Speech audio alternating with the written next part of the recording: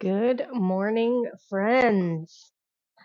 All right. So today we're going to have a conversation around um, how to stay centered as an entrepreneur and walking along your entrepreneurial path.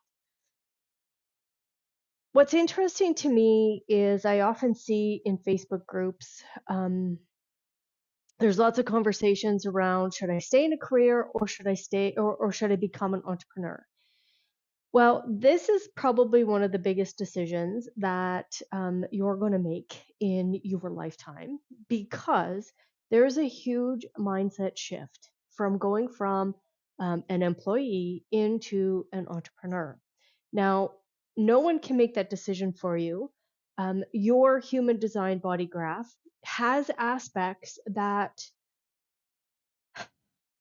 there are indicators around the penta that indicate the business skills. There are the 6 channels of communication for large organizations that really indicate management style. However, if the mindset isn't one that trusts those strengths or those skills, it can get difficult. So, what I'm going to ask is if anybody's here and you guys want to throw in a comment or ask a question, please feel free to do that. You can definitely do that. I do have a screen up here that shows that. So what are the skills? So the business skills go from the 15 and the 46. Okay, those are the 2 feet of the penta. Then they go down to the 5 and the 29, over to the 14, up to the 2, and then from there it's dispersed out. 1-8. We have the 7-31 and the 13-33. So those are penta skills. Now, on my channel here somewhere, I've talked about those penta skills before in a video. You can grab that. The large communication and the management aspect is the 3, the 60 to the 3 from the root to the sacral center. This is all about innovation. So that is an innovative manager. Okay. Then we have the 27 to the 50. The 27 to the 50 is all about safety and security and making sure that the organization has levels of cybersecurity, has levels of um, physical security in it as well. Then we have the 59 to the 6. This is all about HR. This is all about uh, the people management. Then we move up to the 14 and the 2. The 14 and the 2 is both in the penta and in the wa. So both of those aspects can be entrepreneurial, but they can also work in an organization and be an employee. So there's no one way to think about this, okay? Okay, so the 14 and the 2, this is all about direction. How are we investing our money? What are we putting our money towards? Is everybody moving in the correct direction? Do we actually have a vision?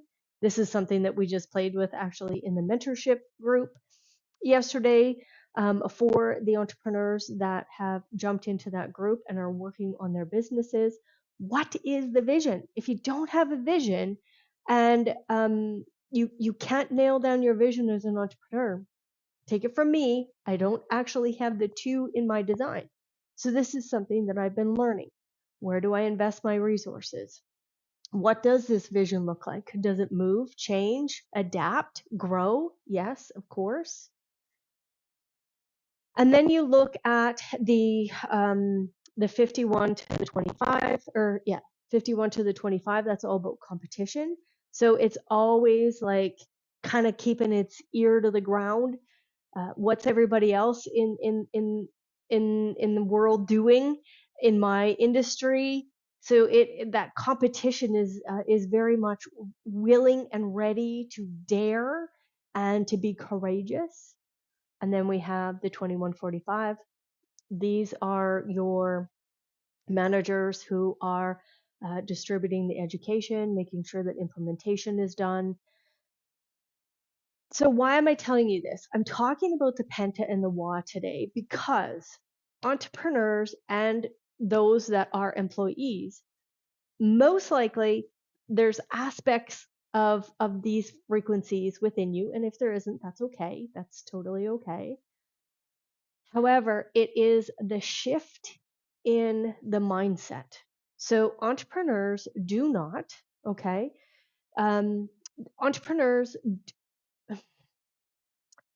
don't think in hourly increments. If you let's just pull this in. Entrepreneurs think creatively because they're not thinking, okay, well, um if I buy this suit or if I buy this particular set of clothing, whatever that might look like, and the clothes are say $3,000.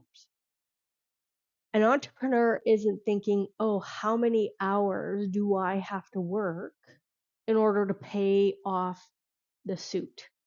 How many hours did I invest to get these clothes? Entrepreneurs think creatively. They think in a bigger picture. So the difference between the mindset of an entrepreneur and the mindset of an employee is there's lots of aspects, but it's more about the creative process versus an hourly wage, or thinking, well, if I buy this, I have to work so many hours, or if I do this, I have to work so many hours. For an entrepreneur, by purchasing a bottle of water or purchasing a $50,000 vehicle or a $500,000 vehicle or a jet, it's all the same to them, okay? Because there's this creative process that is constantly solidifying to them that no matter what goes on, there's always a cash flow that's happening, and it's not based off of hourly output, but it's actually based in creative thinking. Okay. So if you want to understand the difference, should you, as a career person, jump into being an entrepreneur, know that you're going to want to be very, very certain that your mindset is already starting to shift and think differently. The energetics of your design, or the mechanics of your design, I should say, the mechanics of your design are going to work best when the conditioning isn't holding them back. Okay. So let's look at foundations. Step number 1, decision making and energy management. I actually had this question from one of the mentors in the mentorship group around energy management, and she's a projector. She's like, do I manage my energy? Well, there's a portion of this that, yes, she is managing her own energy. However, what she's going to notice, if you're a projector, is that it's your connection with other people more so that you're managing than quote unquote your own energy per se. You are paying close attention to the correct connections. Now, if you're all on your own and you're working all on your own, yeah, you're definitely going to want to pay attention. Are you tired? What's going on? Is the work that you're doing, are you being seen and recognized? So you want to be able to tap into decision making. Are you making decisions correctly? And energy management. That's step number 1. And when I talk about energy management, basically what I'm saying to you is we are trained so much to be up here in our tiny little human mind, nattering and chattering and clunking along. Energy management is about dropping into the physicality. What's going on? Are you stressed? Why are you stressed? What is that mind talking to you about?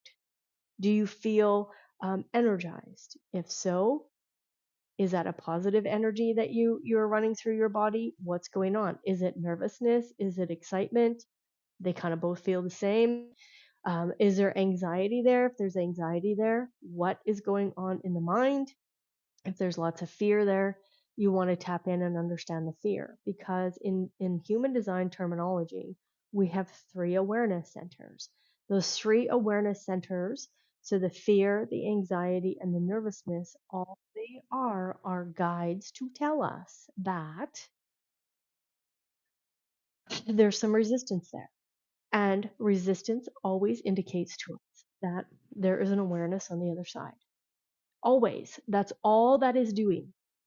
So anytime you're hearing repeated thoughts of the conditioned mind in your head that are holding you back from your decision making or creating a resistance or burnout in your physical body, it's because the awareness has not yet been sourced. And think about the root center on the bottom, okay? Where's the root center going? Well, it's going up to the spleen. So it is either pressuring or fueling the fear or awareness. The root center is connected to the solar plexus. So that is either pressuring or fueling the ups and downs and the nervousness or the awareness. And then the root center is then pushing up towards the sacral center. And that sacral center is, are we actually connecting with the work that we love? So you want to look at this, the flow of the pressure or the stress, because if the root center isn't expressing itself correctly based off of the mindset, what's going on in the subconscious mind, it can get quite disastrous. It can lock us into fear. It can lock us into nervousness. It can lock us into work that isn't correct for us. And then what happens is those adrenal glands constantly pump out cortisol, constantly telling you, right, the not self mind, you got to do more, you have to hurry, you got to rush. Your competition's doing this, get out there and do that. Right now, I will tell you, I have had numerous coaches over the last, I don't know, 5 or 6 years. And prior to that, I was totally, completely immersed in the IHDS and BG5 Business Institute. Now, both of those organizations do not teach subconscious mind training. And then all of the coaches that I connected with, every single one of them was all about just take massive action. Well, just taking massive action can actually create burnout in the root center if we're not understanding our own decision making and we're not in tune with our physical body and our own energy management. So step number 1 is definitely decision making and energy management. Okay, if you have that under wraps, if you really understand that deeply, stepping from a career into entrepreneurship might be the best thing for you. Now let's look at your unique selling proposition. Okay, this is something that is also going to be discussed in the mentorship, because we're doing like a part series around this. Why would anybody come and purchase and be in your energy field? You want to look at the design and recognize what is your unique selling feature. Now, again, being in the coaching industry, what I'm seeing online right now is every single coach, I would say, I shouldn't say every single coach, numerous coaches out there are selling you on millions of dollars or billions of dollars. Excellent, great. However, most of them are not allowing for they're not allowing for the uniqueness to shine through. So each one of those coaches are going through the exact same process. Again, I've been in many coaching programs because I was curious. That's what happens with that 56. It gets very curious. What are these guys doing? I respond to it. I want to learn from them, and then take the best parts and implement them in my business. However, what I noticed is that everybody's doing cookie cutter coaching, which is causing a huge amount of burnout in their people. And I'm watching this from the outside. I've indicated a few times to some of the coaches, if you just tweak this or you brought in human design, I'm telling you, it would totally change how your people get their results. That's the beauty of design, is that it helps you tap into your unique selling feature, not a cookie cutter selling feature that you see online every day, all day long. Okay. You want to tap into all that openness, because your experiences is the uniqueness.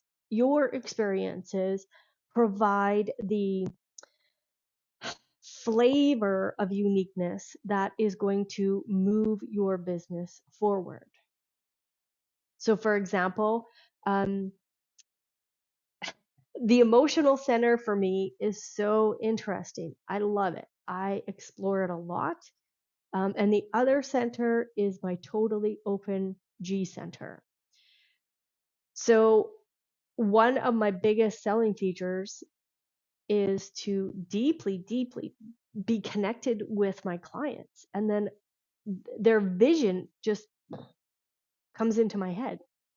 So, for example, I was working with someone just this past week, and we were talking about his home that he already knows. He already sees it, he already knows it.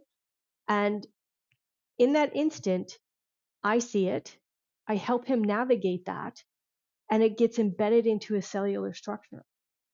So I know that the G center for me is a big selling feature. This is my unique proposition to my clients, is that when you're speaking to me, I can visualize it and I can totally assist you in spending your resources correctly for that vision. Okay. So your ideal clients, where are they? Where are you sourcing them? Where can you find them? Okay. Well, what platforms do you go to? And there's two spaces here for ideal clients. Number one, you want to look down your nodes and you want to look at the line values of your nodes. I've done lots of conversations about that on this channel around who are you talking to. Those are the people along your street. They're walking with you along your street, and they want to be spoken to.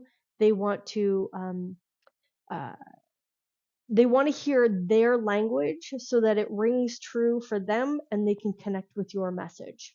And then number two aspect here of identifying your ideal clients in your platform, your best platform is going to be found in your sun earth line values. So for example, I'm a 1-3, but I also have 1-3s in my fractal line. So I love YouTube for the purpose of getting out educational information. Now, am I on all the other platforms? I'm there. However, my energy, my frequency goes here to YouTube, because I am here to educate, but I also know that my clientele, the people that walk this path with me, they want a solid foundation. They go to other spaces, they see the novelty of human design, and that novelty is just not for them. And then they get confused. So then they find me on YouTube and they're like, oh my God, I thought human design was just a novelty, kind of like horoscopes. I didn't know that there was such a depth to it. I have people walk into the human design leadership and coaching school that have been in human design for anywhere from 3 to 10 years. And they're like, oh my, I have learned from so many teachers. And what I put out there and I transmit to them is a depth that they're not getting elsewhere, because that's who I am. So I know that YouTube is the best space for me. I also know that it's the best space for my people. But Instagram might be your best place, because maybe you have a fourth line and you want to create these beautiful spaces for people. That could be totally possible. Maybe you're a sixth line and you want to create a role model energy that goes out into the world. So you're documenting your role model energy. Okay. So it all depends on who you are, but also who you're speaking to. Okay. All right. Number 4 was the creative work and hourly work. I started with because creative work and hourly work are two totally different mindsets. Okay. They just are. And if you catch yourself thinking, how many hours do I have to work in order to get a return on my investment? That's not how entrepreneurs think. They want to tap into the creative frequency, the creative frequency that flows through their monopole. Okay. I have quite a few videos here on my channel about the monopole as well. So you want to tap into that creative aspect of yourself and recognize that hourly work is, how do I want to say this? The cross of planning has done a tremendous job in stripping away creativity and also stripping away the capacity to think, because the cross of planning needed to build industry. That's what it needed to do. It needed to pull your authority away, take care of you. If you were a good worker, then you would be taken care of. You would have a pension. Possibly you'd be in a union. You'd have good wages. You get your weekends off. You get so many hours of vacation. And that's what the cross of planning was really good at. Okay. I'm not saying that the cross of planning was bad. It totally wasn't. It built the last 411 years.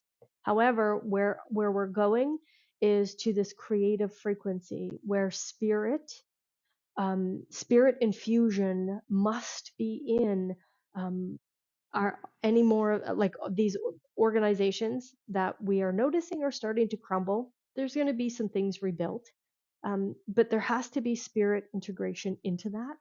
Without spirit integration, which really is the creative process, businesses aren't going to move forward. That's just what's happening after post 2027.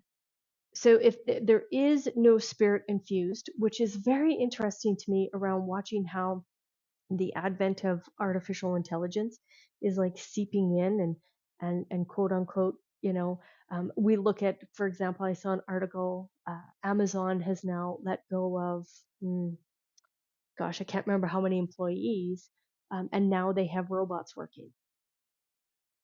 Now, could you kind of say that the human beings that were working at Amazon before were treated like robots? Yeah, you probably could say that. But we want to lean into the spirit of business. Now, is there spirit in robots? I don't know. Is there spirit in that kind of business model? I don't know. Do we use it because it's convenient? Yes. Do we use it because Amazon is good to their people? No, they're not good to their people. They're not good to their sellers, and they're not good to their people.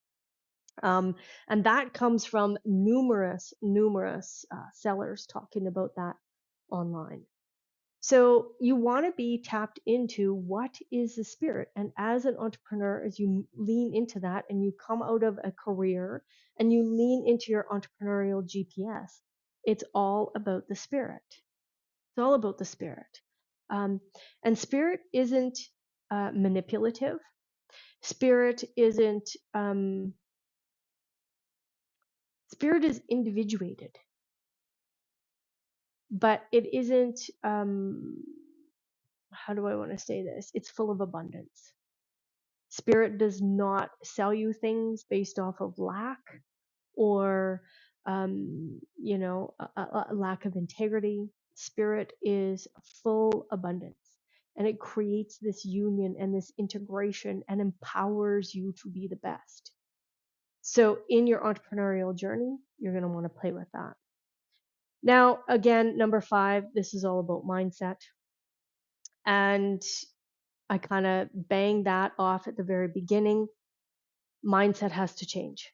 Creativity over hourly thoughts must change. You have to catch that conditioning. You have to catch those thoughts, because if you don't catch them, guaranteed the root center and the cortisol and the adrenal glands are fueling an unhealthy activity for you. If you're in a career and you hate your career, start to change your mindset around what parts of that career do you love and lean into that. Because if you can't love and shift how you think about what's going on right now in your life, moving into the entrepreneurial world, let me tell you, I've been doing this for 10 years online. I don't ever want to say that it's hard, but there is times where the mind wants to just throw everything out, go and just sit on a beach and hide. Of course it does. However, it's about shifting that mindset and constantly shifting the mindset. So what are you actually grateful for right now in your career? Write that out. What are the skills that you've gathered? Write that out. Get to the gratitude piece and the mindset shift that needs to happen, so that when you come over here and you lean into your entrepreneurial GPS, you can stay centered. Your decision making keeps you centered. The alignment to a healthy mental mindset keeps you centered. And then burnout, those adrenal glands that are going to pump out cortisol at times because they just are, you can actually overcome that with a different narrative internally. And also, you're connecting with your mechanics in a different way. Because as an entrepreneur, there is a freedom for you to totally dismantle one business and build another. And here's what I really want you to tap into: abundance. It's everywhere. Something I shared in the mentorship: there is $2.9 quadrillion or equivalent to dollars in our world. Don't ever think that there isn't enough cash flow. There's always abundance everywhere. Nature tells us that. Our world tells us that. Our little human mind that's conditioned will tell us that there's lack, and it will steal that abundance from you. So you want to be able to, before you jump in to being an entrepreneur, you want to be able to start to move how you're thinking, your capacity for gratitude and your capacity for correct decision making, and reattaching to the correctness and the wellness of your body before you jump into entrepreneurship. Because entrepreneurship is a path that does require you to understand that there's going to be challenges, that there's going to be moments where things get really tight and restrictive, and it's okay. But can you stay centered? Can you allow your internal GPS to move you instead of allowing for that conditioned mind to pull you off your game? All right, friends, that was a quick half an hour. Wow. So just tap in and lean in. Is it correct for you? If it's correct for you, start doing the work now before you quit and jump in full time. Okay? All right. Thank you.